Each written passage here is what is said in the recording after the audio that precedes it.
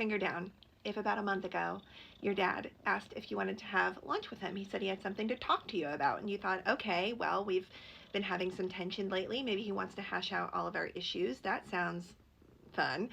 And so you go to this lunch, and the first thing your dad says is, would our relationship change? Would it be any different if we weren't biologically related?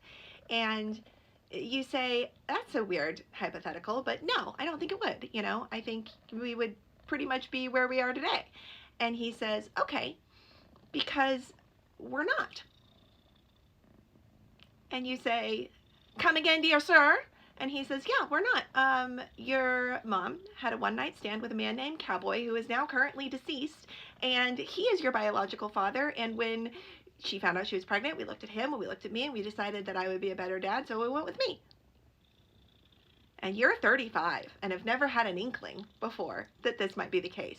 So you process the only way a mature adult would by beginning to hysterically and maniacally laugh in the restaurant in which you are receiving this information, right?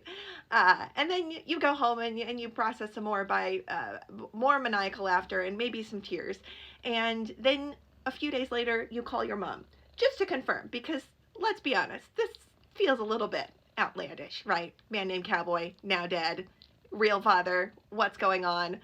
And your mom says, yeah.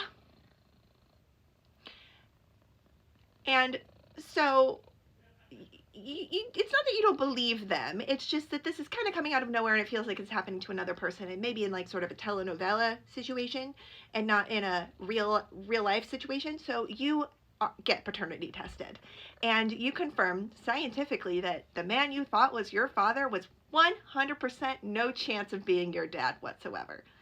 And you Google your real dad's name, this alleged Cowboy character. He does have a real name, and you find his obituary pretty much immediately, and you find the fact that you have 6 surviving half siblings that you now need to figure out if you should reach out to and maybe form a relationship with, or just send like a hey girly message on Facebook. And yeah, so that summer's been great so far, really.